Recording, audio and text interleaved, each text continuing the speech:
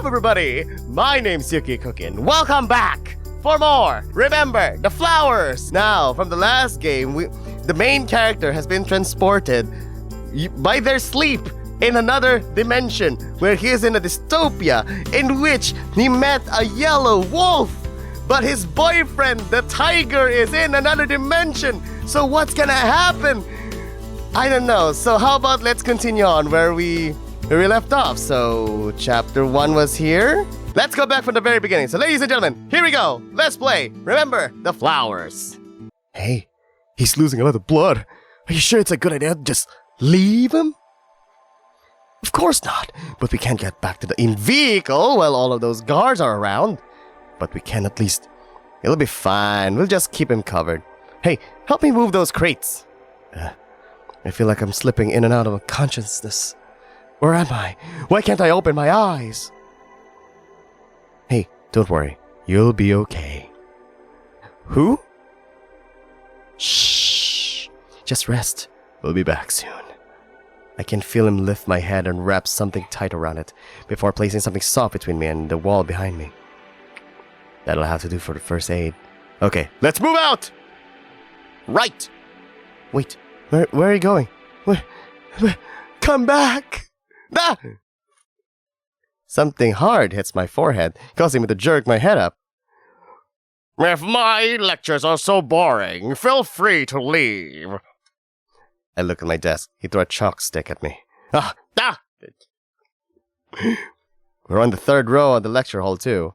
I don't know if I should be impressed or annoyed. Maybe I'm a little bit of both. Sorry, sir. I must have dozed off. I don't need you to tell me that. As a doctor, I'd hope not. I muttered myself. What was that? Nothing. And with that, my professor scoffs and and turns back towards the board, pulling a new stick of chalk from the box. What a geezer. Chapter 1. Freedom! I pick up the bit he threw at me. If I had some more confidence in my aim, I'd throw it right back at him. Hey, I know what you're thinking. I turn to my right to Diana. Diana! You always seem to. It's not worth it. I know, but you can get back at him improving yourself in the upcoming test. I forgot about that test. The past few nights I've been kind of a blur and a count off. Were you up practicing again? Maybe. Diana sighs at that, to which I grimace. You know, you've really nailed your impression of my mom. Well, what do you expect? You stay up all night every night. Who wouldn't be concerned about that? I know. She's right, as much as I don't want to admit it. Sorry, I'm still adjusting to this new program, and I'm trying to figure out how to weave in my own personal projects. Diana pauses before placing an arm on my shoulder. No, don't be sorry. I shouldn't be nagging you, at least not this much. I laugh. No, I kind of appreciate it. It shows you care. Well, I'm glad that's coming, though. I have always been a bit worried about you. You and me both. At the very least, you seem to be absorbing a lot of information being thrown at you. It's almost unfair how well you do on the exams with how little you study. It's all thanks to you. You've helped me a lot with figuring out my study habits. Clearly not enough. How much sleep did you get last night? That's irrelevant. I'm sure. I tried to yawn discreetly into my hand. But I guess it wasn't discreet enough as our professor whips around and zeroes in on us. Excuse me. I can feel Diana's arm tense up on my shoulder, as if we got caught doing something promiscuous. Yes, something I should be made aware of, you two. Well, Diana stands up. Oh, well, you see, he was just helping me understand the new material about the frontal cortex. I was having trouble wrapping my head around it. Get it? Ha ha ha! She's trying to play it off. Oh, is that so? Diana, I expected better from you. And to not associate with anyone who could drag you down. I feel myself getting heated. Who the hell does this? think he is? Would a fine gentleman like to stand up and share with the rest of the class? There's some whispers and murmurs across the room. All directed to us. At us, sorry.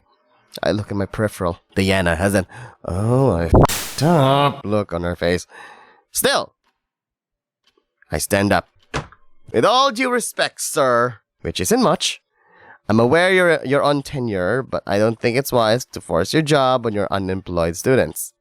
Or did you forget how much our tuition costs, along with giving a proper explanation on the frontal cortex? Gasps erupt from the rest of the class like, I feel hot in the face, but I'm keeping cool. I can't say the same for our professor. I think he just snapped his new stick of chalk into. I can see him squirm to find some kind of legal retort. Tenure or not, I'm pretty sure throwing at me is grounds for removal. Maybe not, but I'm not going to crack for the likes of him. I shift my hand to my hip. I'm waiting, Professor. Now he's the one looking right at the face, more or so out of anger. I bet that's the most blood flow he's gotten in quite a while. He grumbles something insulting under his breath, before turning to angrily write with his own broken chalk. That's what I thought. I keep writing! I sit back down and take a deep breath. I'm not cut off for these kinds of performances. Neither is Diana! We look at each other somewhat mortified, before bursting out in laughter like, ah! Oh, finally! It's thankfully covered by the bell. I help Diana gather her notes. She has a real knack for organized chaos. I guess I rubbed off on her as well. We make our way out of the lecture hall, still laughing.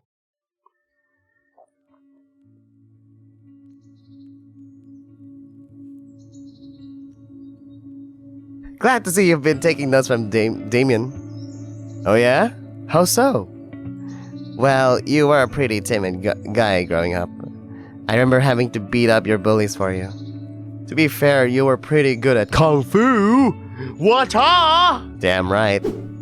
She shows off a standard kick. Yeah! I have to admit, I wish I had her coordination. What's your point, though? Well, let's see. How long have you been dating Damien? I think our first anniversary is, coming up. Oh, wait, really? I need to plan something. Anyways. Wait, don't change the subject. What are you planning? Anyways, as I was saying, you were pretty quiet growing up. Sure, you kind of grow out of it a bit, but once you met him, you started getting, I don't know, more confident? What can I say? He's my better half. I give an exaggerated gay sigh. To which Diana snorts. Well, he certainly has left an impression on you. I guess being around the start of the college basketball team will do that for you. Oh my god, stop! Someone's gonna hear you! I try to shush her, but she just covers another laugh with her hand. Guess he got some more confidence to build. Besides, weren't you on the Jumbotron together at the end of the last game? Oh? I think I'm getting a phone call. Diana crosses her arm as I struggle to pull out my phone. She has a knowing expression on her face. I stick my phone and I hold it up to my face. Hello? Oh, hey, Mom. Yeah, no, school's going great. Yeah, yeah, no, I'm still adjusting, but it's gonna go okay. Damn it! And then my phone starts actually ringing and vibrating in my head, ruining my attempt at fooling Diana. Who am I kidding? Who'd be fooled by that? I think your phone is ringing. Thank you for telling me. I'll be picking it up now. Click. I give a slightly annoyed huff as I actually go to answer a phone call. It's from Damien, and my face immediately brightens. Hello? Hi. Sorry to call. We're about to head out for our afternoon run and didn't have time to text. I just wanted to know if we're still on for tomorrow night. No worries. And yeah, I'll make sure everything's ready. You make sure to drink plenty of water, okay? Okay, you got it, dude. See you at the cafeteria for dinner? You know it. Love you. Stay safe. Love you too. The exaggerated smooch Damien makes is loud enough for Diana to hear. I almost cringe, but eventually do the same thing for him, like, cheesy. I can hear him giggle before hanging up. I sigh happily as I stuff my phone in my pocket before turning my attention toward Diana. What? You guys are so cute. She's holding her cheek, gushing over as she usually does. Stop. It's true though. Ah, young love. Diana giggles again, and with what we can actually continue our walk back to our dorms. So, what you got planned for tomorrow? It's a secret. Oh, don't get any ideas. Oh, I will never. I roll my eyes at that before getting my phone out to show something to her. We're going to a show tomorrow. Oh, exciting! Kinda surprised. I didn't know you were into that kind of scene. I'm really not, but Damien was so excited that this band was coming to town. I couldn't say no. I pause. Also, I don't want to get out of my comfort zone, if even just a little bit. I getcha. Do you guys need a DD? DD? DD! Wouldn't hurt. You sure you won't mind? DD. DD, double date. Not at all. I got tomorrow off. I'll text Damien to let him know. Thanks, Diana. I appreciate it. Course. We chat about this and that for a little while long before coming to the split between the dorms. They're not co-ed, so we don't actually live together. Oh, before I forget, do you want to visit the greenhouse this weekend? I don't know. I'll have to see how I'm feeling the next morning. You're not going to have a 2-day hangover. How about Sunday afternoon? I sigh through my nose. Can't get around it.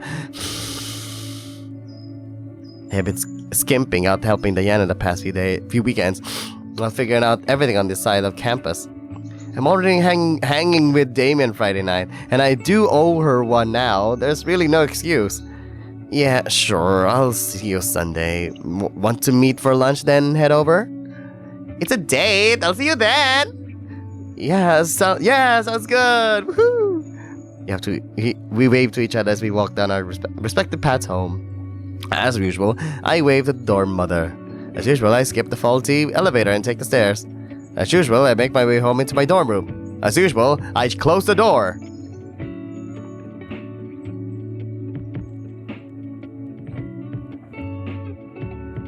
Ooh, same place. I've only been here for about a month, but at least I've got this routine down pat. Being in the master's program has its perks. Man, in other words, I'm a genius. They call it the dorm room, but it's almost like an apartment, complete with a kitchenette. What's best is I have the place to myself. Well, mostly. Damien spends the night a lot too. Ah!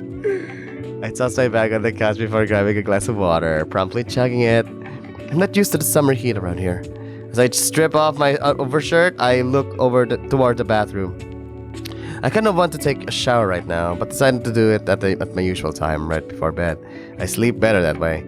I say that when I'm gearing up for my afternoon nap, without any distractions. Oh! A bed! A bed! Finally! The last time I played this on the first version, he slept on the couch because he was too sleepy. But there's a bed! I am so happy for bed! I plug in my phone, briefly lighting up the pic of Damien holding me up from behind. Ah! As I play it is grass, like ah! I smile at it before flopping face first into my squishy pillow. Oh, not even bothering to pull over the blankets. It's still a bit too hot for that. My eyelids start to get heavy, and I fall asleep for my afternoon nap. Hechos!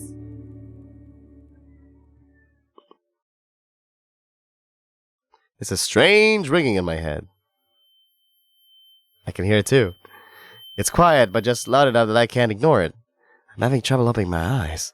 How long was I out? It almost feels like a headache, but it's concentrated only in the back. Lifting my arm is a struggle too.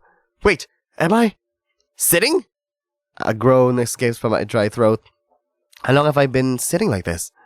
With all of my might, I lift my hands up to my face and try to rub my eyes open with my palms. Wait, what is all of this and this I'm feeling? I pull it and it tugs at my scalp. It's my hair. Hair? I'm not lucid enough to panic quite yet. Or maybe I am, and this is just a weird dream.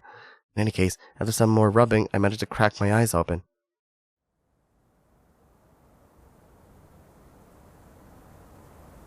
I'm sitting in an alleyway I've never seen before. Even moving my eyes to look around is a struggle at first. I just woke up, but I already feel exhausted. I took a few breaths, which is somewhat alarming. I thought you couldn't breathe in dreams. Regardless, little by little, I start moving what I can. I can wiggle my toes, and move my arms, and wiggle my nips. I kind of need to move them, as my hair is getting in the way of my vision. I can hold my bangs down to nearly my sternum. Ugh. The length isn't what's most concerning, though. It's the fact that my hair is almost an unnatural shade of white. That aside, I try to feel around. I'm against a wall, and my next goal is to try to stand up. My joints pop like mad, like... Seriously, how long have I been sitting here like this? It should not be this hard just to stand up, but my knees are trembling. Nearly hugging the wall on my side, I manage to stand up, albeit quite hunched over. Something slides off of me, but before I can look down to see what it is, I start to rumble. I jerk a bit as a wave of disorientation washes over me. My vision blurs. I can see stars. I feel dizzy and I can't keep my breathing steady. It doesn't hurt. Nothing does. Not even the sudden upchuck of stomach acid I expelled into the ground below me. I clutched my stomach as I fell to my knees, breathing erratic. It doesn't hurt. It doesn't hurt! But I feel like it should. I'm more confused than scared. I don't have enough time to process with little information I have as I throw up whatever was left in my stomach. It just smells like acid. Acid! And just like that, I'm back to sitting against the wall. I shut my eyes, but I can still see colors swirling around the inside of my eyelids. Without any strength, I just sit there and pant. The taste of stomach fluid still come up from my throat with each breath, burning my mouth. I have heave again, but nothing comes out this time. Nothing but a guttural belch. Okay, calm down. I say to myself, barely recognizing my own voice. That's surprising. It feels like the only thing to wet my throat in decades was my own bile. I clutch my head to try and control the spinning I'm feeling. After several minutes of trying to breathe calmly, my vision starts to settle. I still feel disoriented, but I can at least make out what's in front of me now. Again, I look around trying to get my bearings. As I noted earlier, I'm in some alleyway. I don't know where, though. Tilting my head up, I can see that it's night. The buildings around me seem to stretch taller than they should. I look further in front of me. There are boxes blocking the alley. They're stacked pretty high. Oh no! Not stacked boxes! My weakness! I look down to the ground, and something catches my eye. Ah! My eye! Slowly, I bend over to reach over it. I wanted to upset my stomach anymore and grab what seems to be a jacket. It seems pretty big. I can stretch it out for far past something that fit me. I wonder who left this here. Were they trying to cover me? Another headache hits the back of my head, and I clutch the side of my face. Starting to feel nauseous again. I rest my head against the wall and immediately feel uncomfortable. It didn't hurt, but I could tell I shouldn't have done that. I reach for the back of my head. I feel bandages. A lot of them, along with what I can only assume is crusted up blood. How the hell did I end up like this? And the last thing I remember was hanging with Diana and making plans with Damien. I tried to recollect more as much as I can. It's all scattered, like a haze is blocking me from my own memories. Oh, I exhale with a haggard breath. I'm still hoping this is just a weird dream because I can't even remember my own name. I then spend the next half hour alternating between doing breathing exercises and having an existential crisis. Like, the more I think about myself, the more I realize I don't know who I am. I'm thinking clearly, but there's not much to think about. All I know is Diana and Damien are very close to me, and I wish they were here right now. I feel a sort of sadness at all of the things I can't remember. All of my relationships and experiences just gone. The things for sure, just no dream. Maybe it's a nightmare? If it was, it'd be the most boring nightmare I've ever had. I say that, but I'm still feeling spooked. I moved past the notion that I'm dreaming, however. The sensation I felt since waking up are too real. Even so, periodically, I pinch the skin of my forearm. Ow. I can definitely feel it. I'm pinching the skin, but I don't feel any pain. It's basically numb. Same with the back of my head. That blow I must have taken did a serious number on me. It doesn't take a doctor to figure out that that's probably why I can't remember anything. Speaking of doctors, I replayed the memory of myself in the end laughing at our professor. It's the only entertainment I have. Well, kind of. I also think back at the earlier memory. I've come to accept the fact it was real. Despite the fact that my eyes were closed, it all felt so visceral to the point that I can say it happened. Someone mentioned my loss of blood, and someone else covered me up. Someone left me here, but who? All I have to go on is this jacket they left behind for me. It's simple enough, but I don't recognize the style. Not that I can talk about fashion. I mean, I'm gay, but I'm not into fashion. Me, fashion. It's better than what I have on. I can tell if I'm wearing hospital scrubs or a prison uniform. Wish I at least had some socks. The more I wake up, the more I realize how cold I am. I sigh. Eventually, I look toward the other side of the alleyway. I don't think I could move those boxes easily, if at all. But I should at least try to look for help.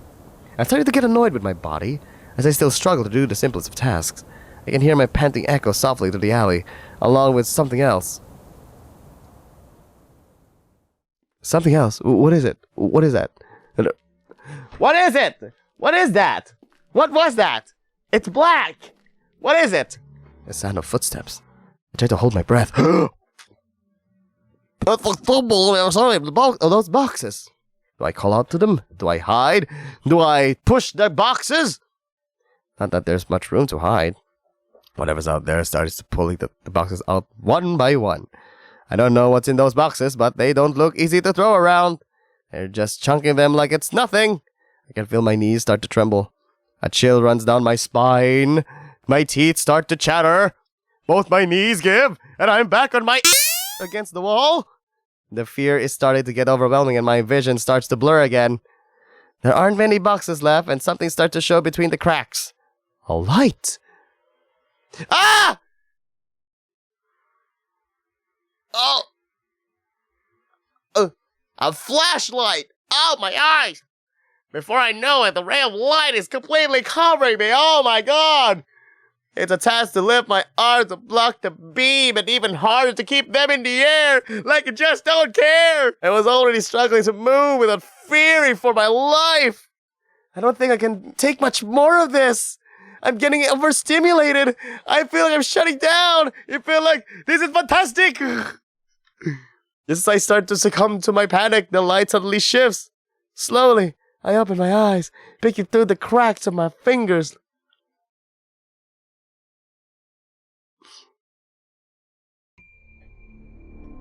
Ah! It's the yellow wolf! The person, no, the beast man, holding the gun, moves one step closer. Don't move, he says in a gruff, commanding voice. If I was cold before, I'm frozen now. I'm just sitting here, trying to follow his movements the best I can with what little I can see. Through the slits of my fingers, I can ascertain one thing. He's a wolf, and a tall one at that. The wolf circles around me. I can see him clearly in my peripheral. I can see my face now, along with the terrified expression I'm wearing. Gun or not, he could rip me to shreds with just those claws! Not that there's much to rip apart. I don't stand a chance at running in my current condition. Hell, I can barely stand up! So I sit here, waiting to see what he's going to do with me. He's a few feet away. I see snow! What is that? Is that snow? Dust? He's a few feet away, gun still pointing at me. Upon closer inspection, it looks to be the size of a pistol, but it doesn't look like any model I've ever seen. The wolf shifts his head, looking all over my body. You like that, do you? Oh no, just you looking at my body. My teeth start chattering again, reverberating through the alley. He walks up closer with intent. I shut my eyes. It's all I can do. Like, no, senpai, no! This is the worst my breathing has been since I woke up. I can feel my empty stomach churn and my dehydrated eyes chained to tear up. The only thing that pulls me out of my panic attack is the feeling of something soft under my chin. Oh! New sprite! Yay! He starts to slowly lift my head with his paw. His paw pads feel like worn leather under my chin. His breath is hot on my face. Now more than ever, I wish this was just a dream. The wolf squints his eyes and speaks to me. I can't make it out as the ringing in my ears is too loud. It's all I can muster. The wolf closes his eyes before pulling his hands away. He sits in front of me. We're eye level with each other.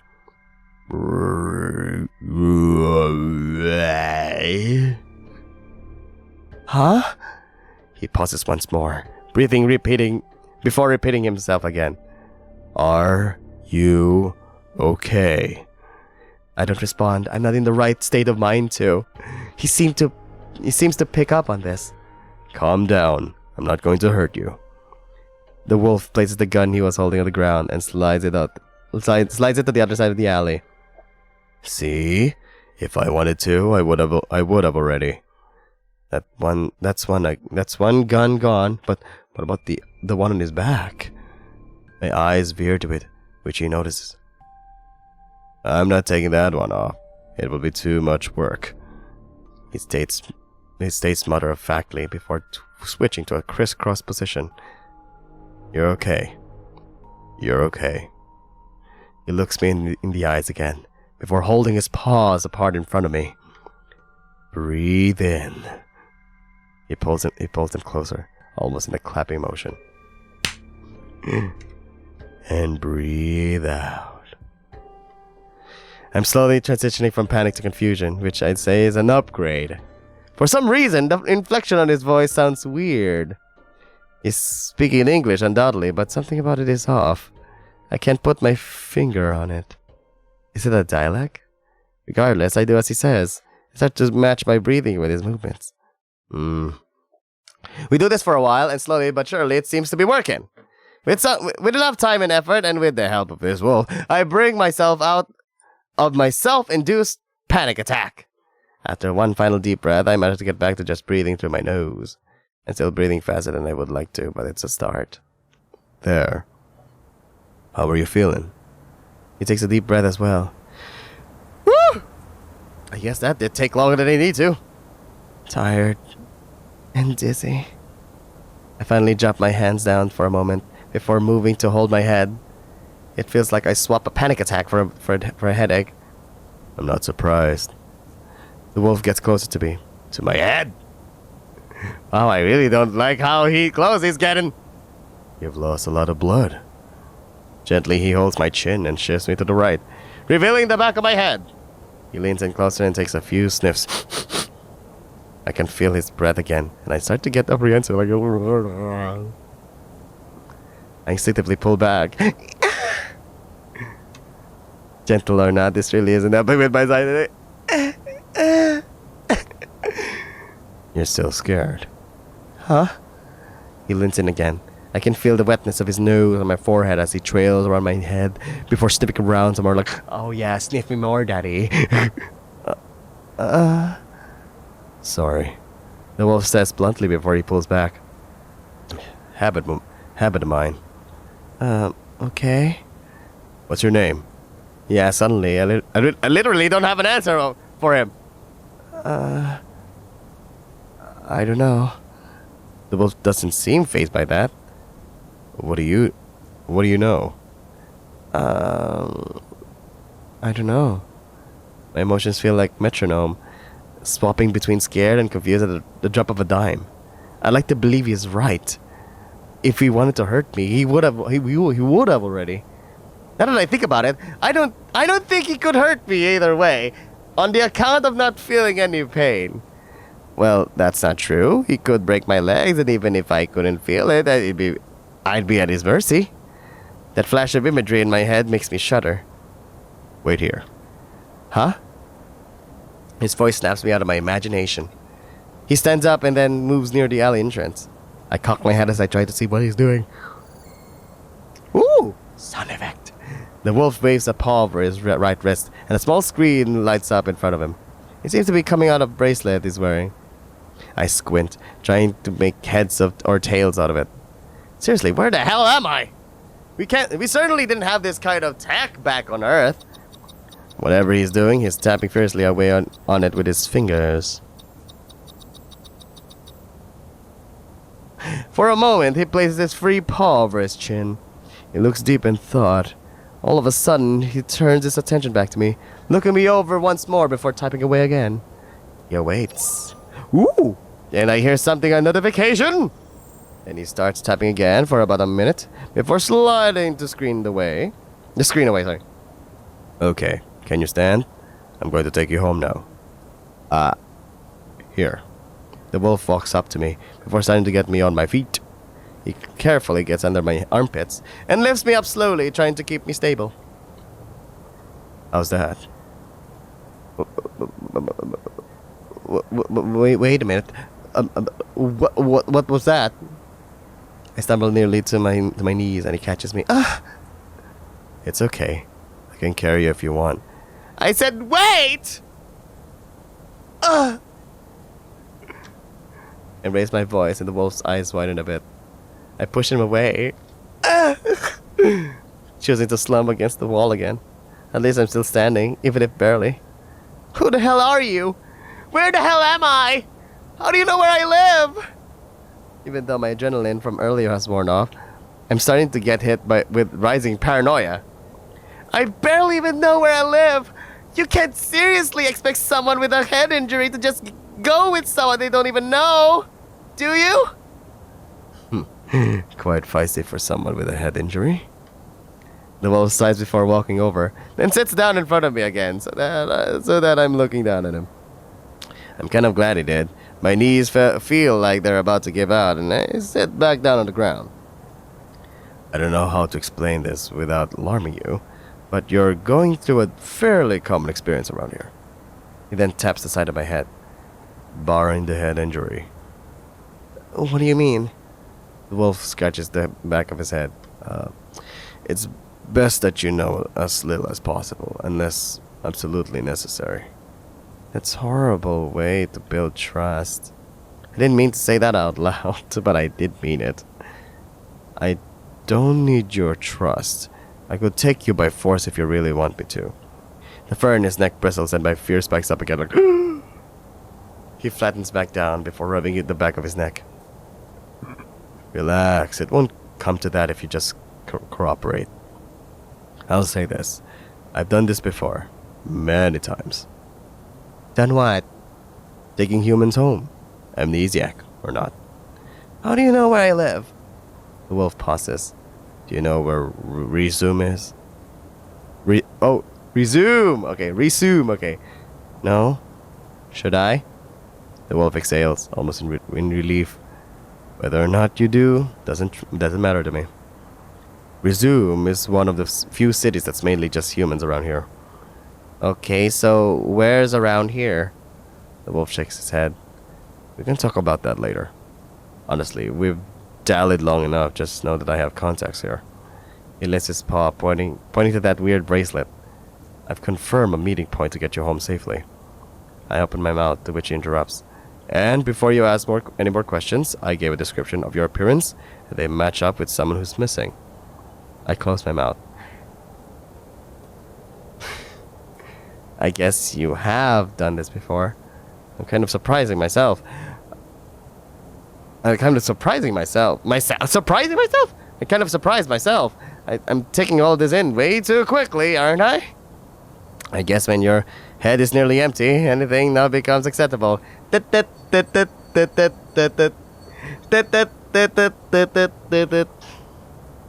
Regardless, I'm going to at least try to remain skeptical. How do I know that you're not just yet setting me up? The wolf smirks at that. You don't. What what would you be able to do in your current situation if I was though? He has a point. Don't know where or who I am. I wouldn't be able to make it far. I sigh. I can't tell if my ears are still ringing or if there are alarm bells going off in my head. I resign myself. I really don't have a choice. Okay, fine. It's not like I trust you, though. That's wise. I won't do anything to hurt you. You can count on that. We'll see, I guess. With that out of the way, but the exhaustion is starting to catch up, and I scoot back to my familiar spot against the wall. I can barely stand up, let alone walk. Not to already impose, but you wouldn't happen to have any food or water, would you? Water with you? The wolf thinks it over before turning toward the alley, listening. Yeah, we could probably have a quick bite to eat. Let me just... He walks over to the pile of crates and starts stacking them again, providing them decent coverage. There, that should be fine. I don't know anyone would go through the trouble to get through that. Besides you? Fair enough. Actually, that does make me curious. Before the wolf sits down, he flops the bag he had slung on his shoulder onto the ground. It looks a bit weird, almost like a violin case with its angles straightened out. Like an awkward trapezoid. Wait, I'm getting distracted, sorry. So, how did you know I was here? Oh. The wolf taps his snout with a couple of fingers. It was faint, but I could smell you a couple blocks away. He pauses. Well, your blood anyways. I see. Well, why did you go through the trouble of finding me?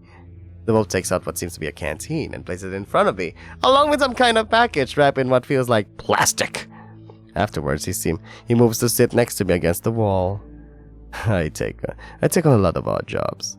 I wasn't looking for you per se. I was just in the area when I caught your scent. It takes his own package, ripping it open, some kind of food. You should consider yourself lucky. By the looks of it, you wouldn't have lasted another day or two. Looking for over myself, I'd say, he's right! I'm skin and bones, with an empty stomach and a concussion. Now that I think about it, I'm kind of surprised I made it this long. Slowly, I lean forward to pick up the canteen thing. I can feel liquid inside, but I don't see a way to use it. How do I use this? It's a rectangular shape with no discernible opening. Wolf. He looks up from whatever he's eating. There's water in here. There's water in here, right? How do I open it? He swallows. Oh. He leans over and slides his fingers across the top. A small opening appears. Wait. Is it a bloody can? There, it's got some nutrients in it. That should help. Just drink it slow. It does, I'm told. Maybe it's because I'm so dehydrated, but this water does taste pretty rich. It's almost heavy. I choke on it for a minute, but swallow it down soon. Not wanting to waste any of it. I smack my lips a bit, as if it's alcohol. You okay? Yeah, that's a bit strong! Just drink it slowly. I nod, a tad embarrassed by my lack of coordination. Regardless, I'm thankful for the drink. My throat even starts to feel better in just a few minutes. Not wanting to drink it all myself, I mimic what he did earlier to close the canteen. You know, on second thought, the wolf reaches over and takes the package he gave me. I'm just going to take a guess that, judging by how you reacted to that water, you could use something a bit lighter to eat. He rummages it once again in his bag before handing me a small parcel. That should be a bit lighter. It doesn't really taste like much, but it's got some protein. Curious! I reach over and pick it up. You know, it would be fun if they actually added like a small picture of what the food or the thing looks like. That'll be fun. Like in Camp Buddy. It feels like it's wrapped in paper, though there's no labels. Even with what little strength I have, I open it fairly easily. What's inside kind of looks like saltine crackers, but brown instead of manila. Oh, manila! Not manila color. Okay. I lift one up and smell it. It's like beef jerky, but only faintly. If I'm being honest, they don't look very appetizing. Beggars can't be choosers. It's protein, so... Nom, nom, nom, nom, nom. I take one of the cracker things and bite into it. Thankfully, he's right. It doesn't taste like much. Skyflakes? A little salty and a bit sweet, but not much else. Definitely the texture of cracker. I'm just glad I got something to drink. Yay! Next scene! After a few minutes of eating, I look over to the wolf. He's enjoying his meal, at least I think he is. Man, how did I end up here? Now that I have the time to think, I realize something. I don't recognize his voice from the ones I heard before. I decide to speak up about this. Hey, sir. Oh, right. I think there were people who left me here, but I can't really remember. The wolf looks over to me with a curious look. Do you remember anything about them? No. Not really, just a little bit of conversation, probably right after I got this dent on my head. I pat the crumbs off my shirt and hold up the jacket I woke up with. I have this, but that's it. The wolf looks it over before he grabs it from my hand and smells it. He then scrunches his nose. I guess he didn't like how it smelled because he balls it up and tosses it to the side like, I think it would be best to leave it here. Take my word. Oh, okay. I start thinking to myself, whoever left that for me, I think they had my best interest in mind. Their voice seemed reassuring at least. Although, to be fair, they did leave me here like this. I should be more careful. A voice isn't enough to judge a character. Oh, wait. What's your name? We had such a shaky start that I completely forgot to ask. My name? He pauses and then sighs. Cooper. Just don't tell anyone. Oh, why? You're too shy about your name, Cooper. Why? You ask a lot of questions, you know that. I'm a human! That's my nature! To be fair, you're making it hard not to. Just eat your food. Okay. Okay. Next scene. Once again, I do as I'm told, sitting in this strange alley with this strange beast man, eating this strange food. I wonder how would Damien react to this situation if he were here with me. But he tried to carry me so we could get as far from this place as possible. A little fragment flashes through my mind of Damien giving me a piggyback ride, like, I think he convinced me to play basketball with him, and he whooped my butt!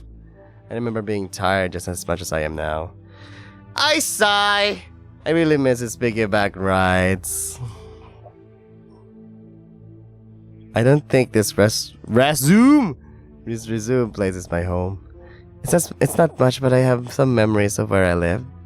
Oh? I just don't know how to make sense in all of this. I'm not surprised.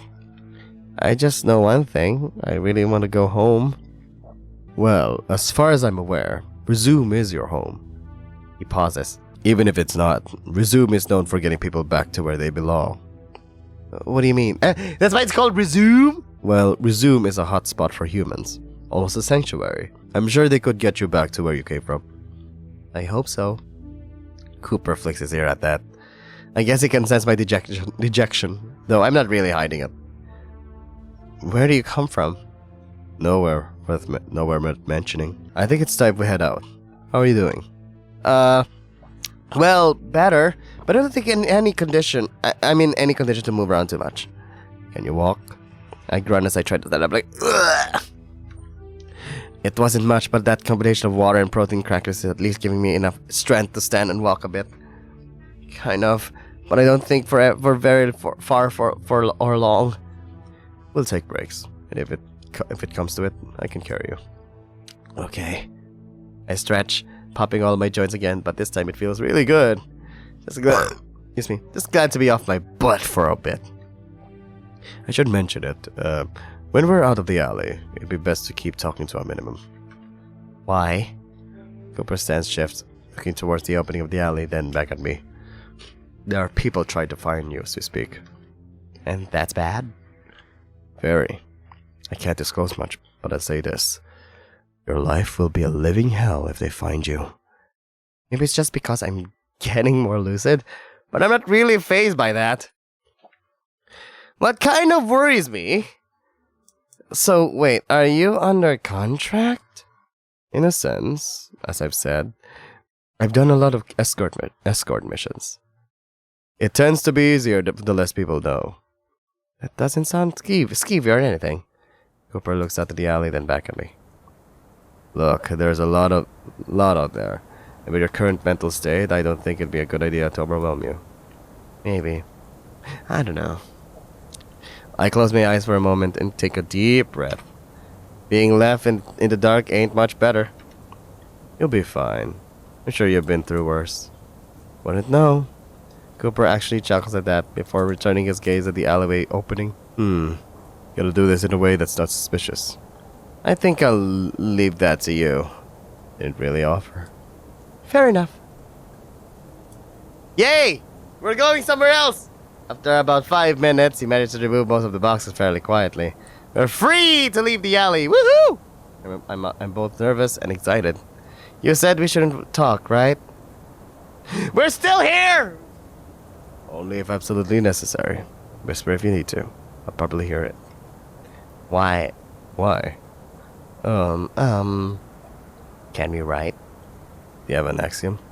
A what? I'll take that as a no. He points to his bracelet. I can communicate through this via text, but that's it. What about pen and paper? Cooper looks at me as if I said something truly bizarre. What? Pen and paper? What is this savage thing I've heard? I don't know how to write like that. Wait, what? I didn't use them much outside of class, but I at least know how. Okay. You do? Weird. What do you mean weird? Writing is weird. What the? Like you're one to talk? I think to myself, grumbling.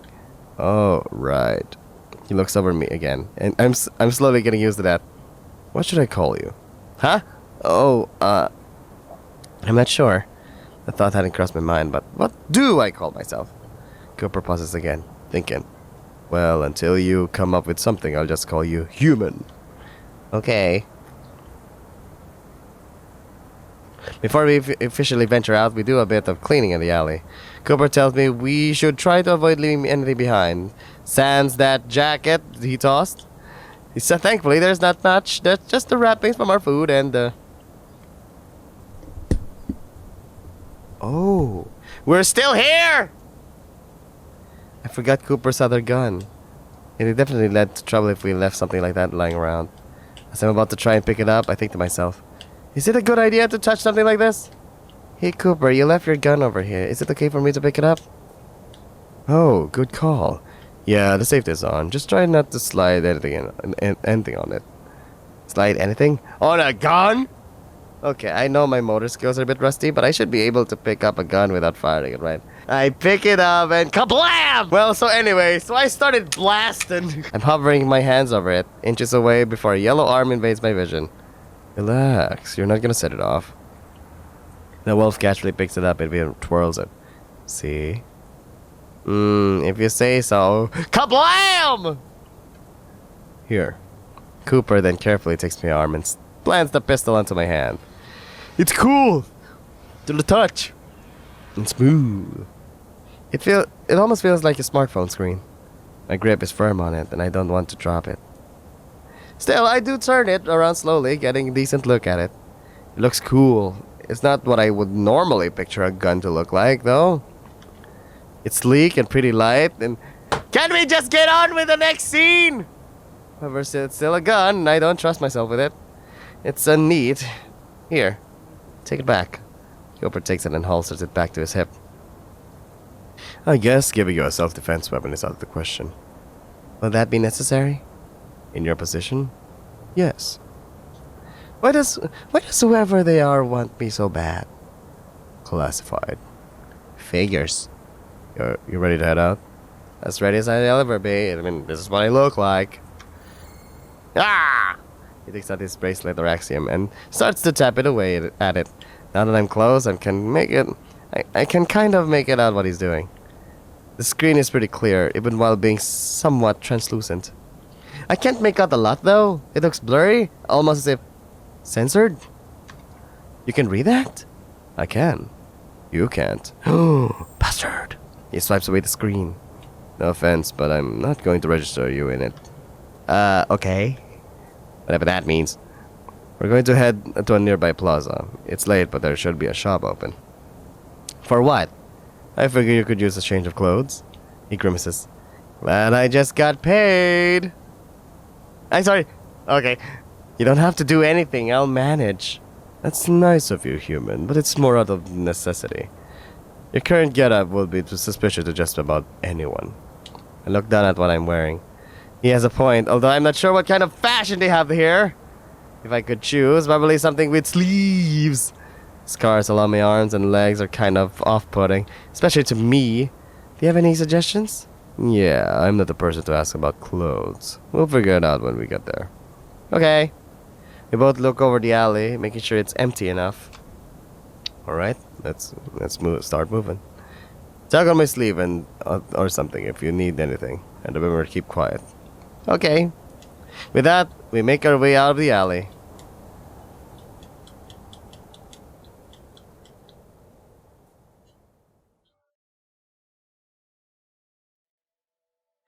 New scene. Ooh. Ah. Ee. Ooh. Ah.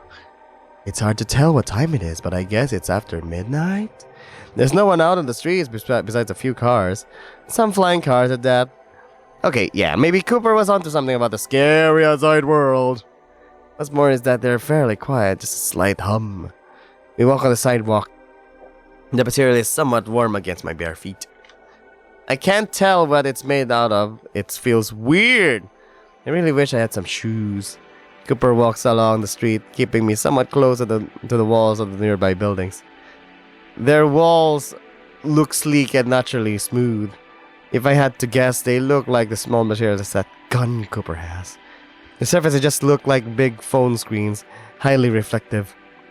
I don't look long though. Not wanting to see my face. We make it a block or two before I tug at Cooper's sleeve.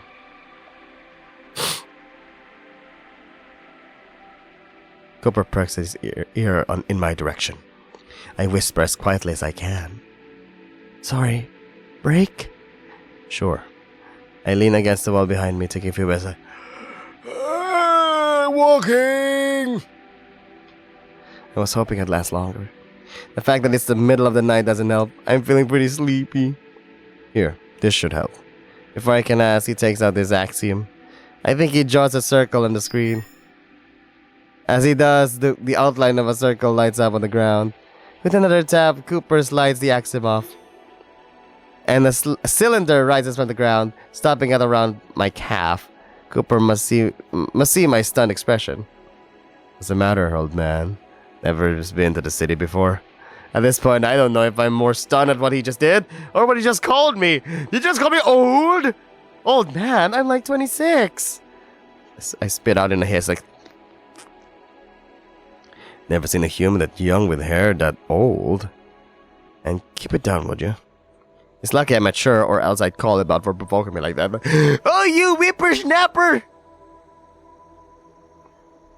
I stare at him, sticking my tongue out. I huff and sit down on my new seat. It's not very big, but it's enough for me to sit fully on it without sliding off. It's warm, almost like a heated seat. Curiously, I glide my hand along the side. It's almost soft in that sworn, plastic kind of way. Handy. Cooper rests against the building while I take my break. He's tapping away on his axiom again. I try to look at it some more. I can see some pictures, I think, but that's about it. Looking around, there's not much to talk about in terms of architecture. Most buildings look the same, being eerily rectangular without much detail. The ones that don't look a bit older, but not in terms of architecture. I've never seen this style, they just look more worn out than the rest. Cooper keeps an ear out for a few cars that comes in our way, but he doesn't seem too worried. Not even for the ones a few stories above us. It's kind of scary seeing stuff like flying cars all of a sudden. I instantly think about the scenario where one malfunctions and just falls straight on me. Ever the pessimist. I shake my head and stand up. Turning to Cooper, I give him the thumbs up. He gives me a puzzled look before doing it back. Albeit a tad weird. Does he even know what that means? Like, we know a talking thing isn't gonna work. I sigh before gesturing for him to lead the way. Thankfully, he understands that, and we're walking along again. Once again, I start to think to myself, I've come to accept that I'll be doing that a lot now. Seriously, this place is huge! It's a wonder how people don't get lost around here. There are signs here and there. With all the buildings looking so similar, how do they make sense of it all? And I got thung. My thoughts get interrupted like a scooper suddenly pulls me into a nearby alley. What? Shh. Covers my mouth abruptly and huddles me against the wall. I furrow my brows. Where did this come from? Oh fuck, did he see one of those guards? I can't see anything out of the alley. Cooper is sitting on his side, now blocking me. He pulls me in against his chest, my scrawny chest against his built one. This is the closest we've been. With his paw covering my mouth, I can only breathe through my nose. Like, I never noticed it before, but this dog absolutely reeks! My eyes almost water. It smells so overpowering. If the guards don't get me, the stench will like... Actually, no, guards, please come around the corner! Save me! They don't, as much as I sort of wanted them to. I don't see them, but I hear the clapping of boots behind Cooper. When they stop, my heart drops. They pick up again after a few moments. Oh my god. Cooper! Did you...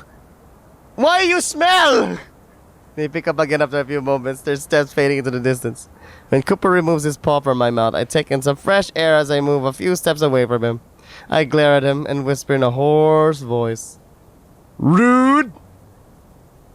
Sorry, they were getting close. They're not the only ones. I actually spin on the ground, getting as much of his musk out of my system as possible. Like, ah! You need a bath. What? Come on, let's go. You'd think with a nose that good he'd have noticed. I don't even give him time to process that as I pull out of the alley. Ugh. My bravado ceases quickly though, as I needed him to actually lead me. We don't talk for the rest of the walk, and thankfully no other guards pop up. After another few blocks, Cooper points to a building. It's one of those only ones with a lit sign, looks like neon. There. That's our place. I huff. Thank God! My legs were starting to give out again. What is it? A clothing store, I think. You think? Well, I've never been. It's just recommended on the Axiom. By who? Let's go. It was recommended by Twinker! It was recommended by Tok Tok! Okay. We cross the street quickly. Well, as quickly as I can. I'm speed walking. Oh my god! This is a clothing store. It looks like an abandoned garage. If it's until we're up against the building, I finally realize what's been so off-putting about this city. There don't seem to be any doors on most, if any, of the surrounding buildings. This building has some see-through windows above, but here at the ground, nothing! Just looks like a big wall of plastic. How do we get in? Hang on. It pushes me out of the way before taking out the Axiom, this time drawing more of an archway on the screen. While he's doing so, an outline in the shape of what he's drawing appears on the wall in front of us. Ah! Once it connects, there's a brief flash of light before a new doorway has appeared. Wait here, I have to open one for you. I can't go through yours? No? Don't worry, it'll just take a minute. Man, the future hates doors! The simplest way to go in! Before I can protest, Cooper heads into the boutique, and the doorway shuts behind him almost instantly. What's the problem with just opening the door like and It hasn't even been a minute, but the fact that I'm alone at this strange world is giving me goosebumps. I rub my arms a bit, really feeling the lack of sleeves. I wonder why I can't feel pain. But can't feel all of this. At least my feet are warm. These heated walkways are nice. I look around some and I think I see a clock in the distance. 2:46 a.m. 2:46 a.m! No wonder I'm so tired. I yawn and rest against the wall. It's so cool. Compared to the floor, which is weird to say the least. Man, Cooper's taking a long time in there. I start to get worried.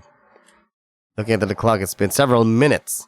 It's a door. I mean, it's a super futuristic kind of door, but it shouldn't take this long to open a door, should it? Starting to get antsy out here. I'm a sitting duck. I turn to face the wall and start to feel around before pushing. Surely there has to be other ways to open the door around here, right? But if you don't have an axiom... This all seems ludicrous to me. As if by feeling around, the outline of an archway lights up. Ah! Ah! If I know it, I'm falling face first into the boutique. I yelp and close my eyes before bracing myself to the plethora of broken bones. Instead, I fall on something sturdy and supportive. And smelly! Ah! I look up and I'm met with Cooper's concerned expression. I fall into his chest. He smells! The Cooper's gaze shifts quickly, though, back to one of annoyance. What are you doing? I was trying to find a way in. You are taking too long. You want to get off? More than you know. I heave as I basically try to do a push-up to get off of him. But my piddly arms make it difficult. Cooper instead just slowly lifts me up by a collar, like a kitten held by their mother, and gets me off. I can't believe you survived this long. I don't have a retort. I can't believe you smell this long. It is admittedly a bit embarrassing to fall face first in your escort like that. I just grumble to myself and work on standing up. Oh my heavens! Are you alright? I whip my head around toward the unfamiliar voice. As my heart starts to race, Cooper places a hand on my shoulder. Calm down, she's the one running the place, he says with some exhaustion as he hoists me up to stand properly. Wow, she has no sprite. Fantastic. I mean, they could just added a sprite about her. Even she's just a minor character. That's right. Just let me know if you need anything and I'll be there to assist you. She dumps. Oh my gosh! Your head! Are you okay? Do you need a doctor? Oh. Right, I'm bandaged up. Before I can respond, Cooper speaks up. He's fine. He just had too much to drink. He then pulls on my cheek a bit as if scolding me. He needs a fresh set of clothes. Oh, I see. Well, of course. Just let me know if you need anything and I'll be there, lickety split. Thanks. Her energy is a bit overwhelming, but I nod respectfully toward her out of habit. She looks like a small sheep, maybe no more than 4 feet tall. If there's, a sprite, we can see what she looks like. But no, she's not that important. Her outfit looks like a green bellhop's uniform, completed with a cute and small hat. Therefore, before she walks back to her desk, I catch her name tag. It looks expensive, with the name Mirantha written in gold lettering. Fancy, to say the least. Never heard of a name like that, though. Wonder if it's a local thing. Okay, enough gawking. My inner monologue is once again interrupted by my escort, who lightly slaps my back. Hey, what's that for? You're taking up time again. Go find something to wear, something cheap. I rub my back, and for a moment I think I feel something. I'm just tired. I'm aware. Now hurry up. He then scoots me off further in the store, while he rests against the wall fiddling with his axiom. Wow, thanks for the help. I want to go to sleep in a real bed. In any case, I start to wander around the store. Whoa! It's a department store. Everything looks pretty tacky, to say the least. Lots of weird designs and most don't look very practical. I shiver. These floors aren't heated. Looking around, I don't see any shoes. If I remember correctly, which is already a stretch, most clothing stores don't hold shoes due to the beastmen needing specific shapes and sizes. Guess it's not really reasonable for them to not have any. Regardless, I walk up to Mirantha's desks. This might be easier than wandering alone. Plus, Cooper'd get mad at me if I dawdled. As I walk up to her desk, I realize something. I think she's asleep. Sheep asleep. Excuse me, Miss Marantha? I get closer and yep, she's asleep. She even has a pillow on her desk. I look around for some sort of bell to wake her up. I feel bad, but I don't want to get out of here as soon as possible. There's some kind of cube thing next to her nameplate. I tap the cube and sure enough, it produces a small ding, instantly waking her. Ah! Hello! Oh, hello, sir. Did I fall asleep again? Hello, and yeah, I guess you did.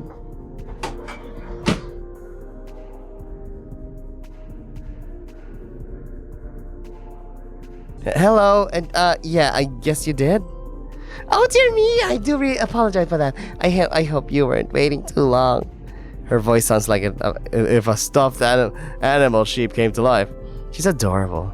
It's not trouble at all, ma'am. I'm sorry for waking you.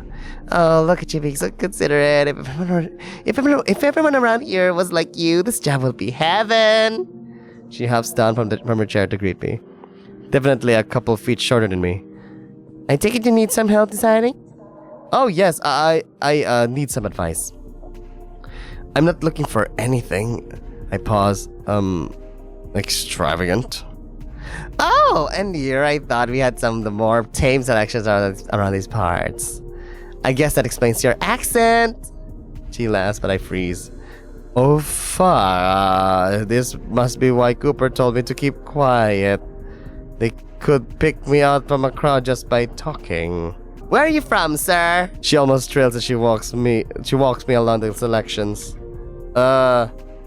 Do I lie? Do I tell the truth? I lie to truth, lie truth, lie truth, lie truth, lie truth, lie truth.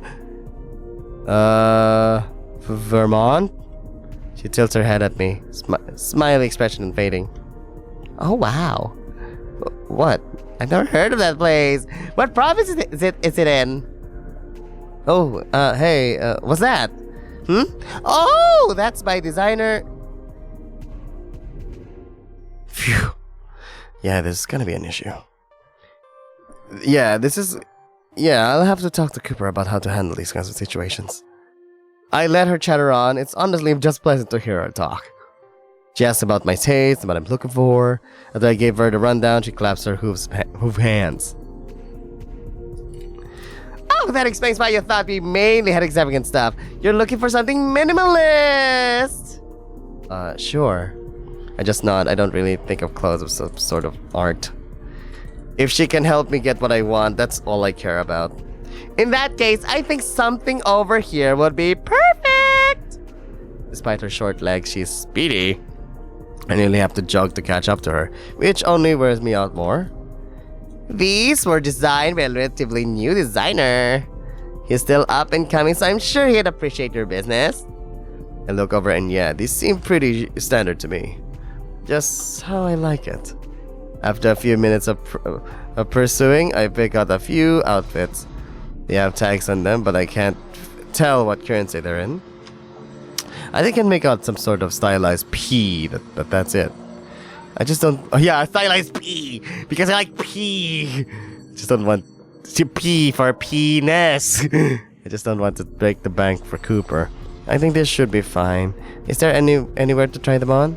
Certainly! Please follow me, please. I nod again. Her enthusiasm at this time of night is impressive. She carries off to another wall and holds out her wrist. She has an axiom too. Hers look different, cuter than Cooper's. She draws a rectangle on her pink screen and a door appears on the wall. Here you are, sir, the dressing room. It also has a bathroom if you want to freshen up. When you want to leave, just hit the button on the table. Do you have any questions? I think I'm okay. I thank you for all your help. I really appreciate it. Aren't you just the sweetest? Well, just holler if you need me. With that, she scurries back to her desk. I'm so tired that I can only muster a halfway with her. She's very nice. I look forward the opening and head in.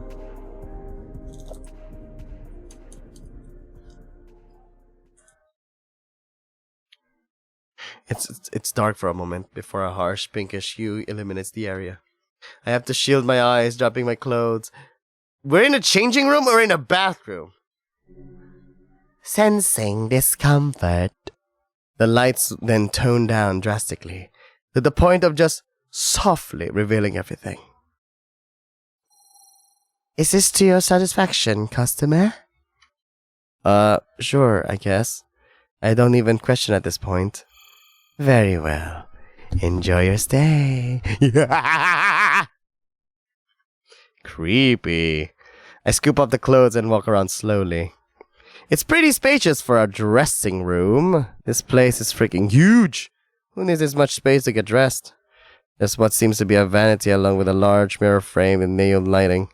I'm still far away enough, but it's dawning on me. I have to get a good look at myself. Why am I so nervous? How bad can it be? If my arms and legs are anything to go by, pretty bad. Okay, that's enough. I'm still me, whoever that is. I say that, but I close my eyes as I get closer to the table. After I feel around to find a place to put the clothes down, I open my eyes. Wow, my hair is really is long. I stroke it again, really getting a feel for the length. It doesn't look like I've eaten much in a long time either. I'm not withering away, but I definitely can see a lot of bones. My cheekbones in particular are fairly pronounced, along with a pasty complexion. Yes, I don't get much sun either. This sudden confrontation with my own reflection just makes my mind wonder. Where have I been, and with who? I can feel another panic attack coming, and I stand up straight. We can panic later. I need to get used to this. What I've become. I take a deep breath and start preparing myself to what's next. Yes! Yes! Look yourself in the mirror! What does my chest look like? I clutch the bottom of my shirt, and although I hesitate for a moment, I decide to just pull the thing off. For a moment, I look away from the mirror, but I glance, then look fully. Oh! Oh! Oh! Wow. I'm not sure if I'm disgusted or just plain shocked. You are plain shocked. Because there is no way that you look this good. My ribs are easily showing, along with several stitch scars throughout my chest. I trail my fingers over a few of them, which makes me shudder. I didn't really realize it, but my hands are pretty cold. I repeat my new mantra. How the hell did I end up like this? I stare at the reflection in the mirror for a while longer. The only thing I can recognize are my green eyes. I remember Damien used to compliment them all the time. Eventually I snapped myself out of it. As weird as I look, we don't have a lot of time. I'll get used to it sooner or later. I turn, and that's when I'm met with the weirdest part of my body. Oh! What is that? Someone has been shooting. Someone has been screwing with your spine! Along my spine are several pieces of metal. They look like ports. Oh my god. Are you a clone? I'm not very flexible right now, but I managed to get my arm around to feel one of them. I push into one and immediately feel a wave of nausea, almost falling over. There's some sort of flash, a bright light, along with a feeling of tightness around my limbs. My face was hard enough, but that's not something I'm going to get used to easily. I shake myself out of my stupor and just rush to get my clothes on, not wanting to look at what the mirror is showing me anymore. Thankfully, it doesn't take long for me to figure out an outfit. It's basically a black turtleneck and dark pants. Oh, you! The fashion designer route! I can tell what they're made of, though. The turtleneck is light, but I already feel like I'm warming up. The pants almost feel like jeans, but smoother with fabric I've never felt before. Probably best not to think about it, as long as they're functional. That's all I care about. It's functional at the same time. It's expensive. What is this? H&M? I'm ready to leave, so I push the button thing on the table. It takes about a minute for the door to open. I wonder if she fell asleep again. I don't blame her. I'm surprised they have anyone working this late at night. I gather up all the extra clothes in one arm and my old scrubs in the other.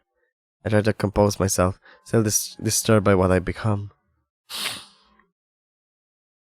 What have you become? A monster? Miranda's back at her desk, waving at me. Cooper finally lifts his head up from his axiom and walks over to the desk. He doesn't look thrilled. Welcome back! Oh wow, that outfit does look nice on you.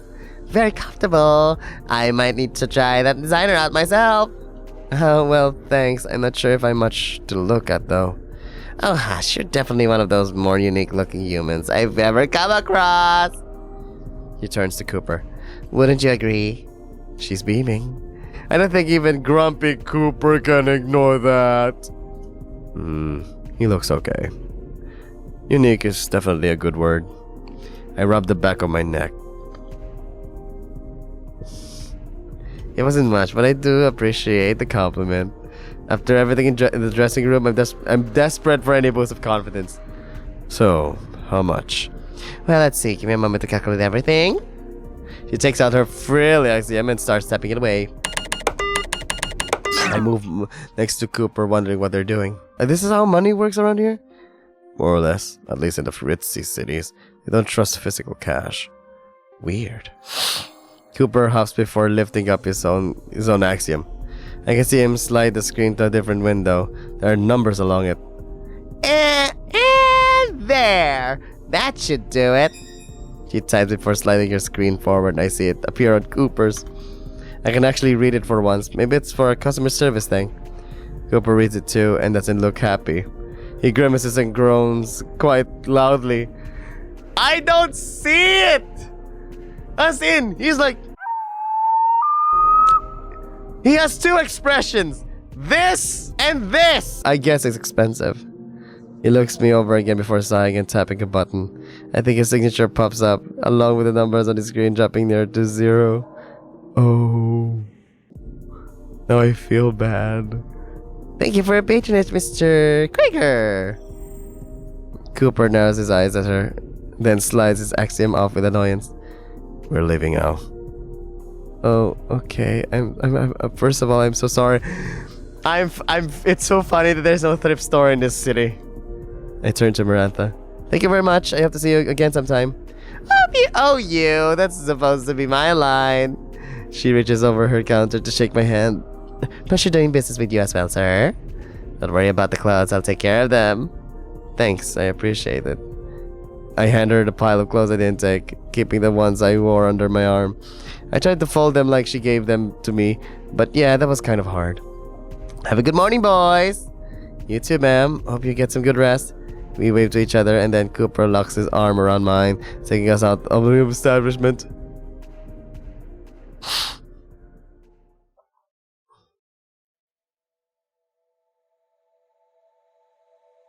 It'll be worth it. It'll be worth it. It'll be worth it. It'll be worth it. He says to himself.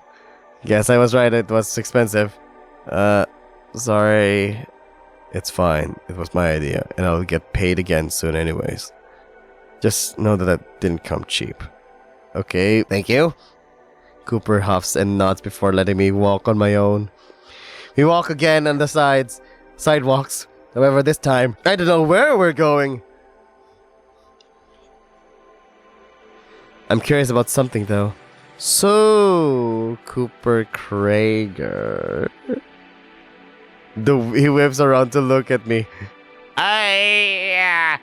If you know what's good for you, don't ever say that name again. He finally gave us a different expression. Fantastic. Okay, I'm sorry. He huffs yet again and continues on. Ugh, I really don't want to be in this bad spot with him. Sure, he's kind of pushy, but even in just the past few hours, he's done nothing but take care of me. I'll need to figure out a way to repay him somehow. So... where are we going? Home. I pause. I know we're going to resume, but what about right now? What? No. He turns to me. We're going to my home. You'll be spending the night. This time, I stop walking before going wide-eyed like, wait, you're not homeless? I'm partly joking, but with how shady he is and with how much he spells, I just assume he was. He looks completely done with me, though, as he doesn't even give me a verbal reaction. Oh, no, Cooper, wait, no, Mr. Krieger, I mean, Cooper! He just keeps walking. I got to catch up to him. I guess I should expect unexpected things. Like spending the night in a strange world with a strange wolf. Yay, next scene!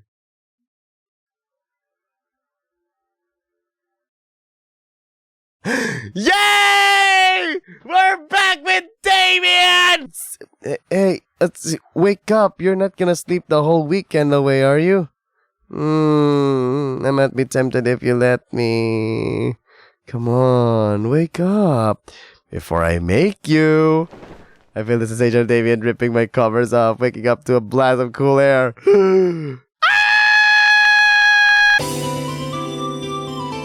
Hello everybody, it's me, Cookie. Thanks for watching the video. But I want to thank my regular and happy cookies for their generous donations to my Patreon.